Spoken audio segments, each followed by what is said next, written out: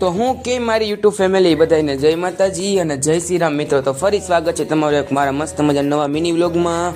ને ચાલો કોલેજે જઈએ આપણે. અને જો આપણે બસ સ્ટોપે આવી ગયા ને પેલા બાપા સીતાના દર્શન કરી લઈએ.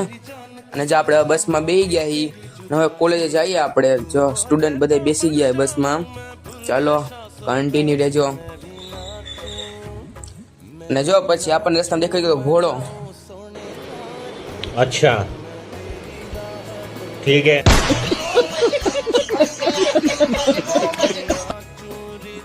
અને જો આપણે ધીમે ધીમે કરતા જઈએ આગળ.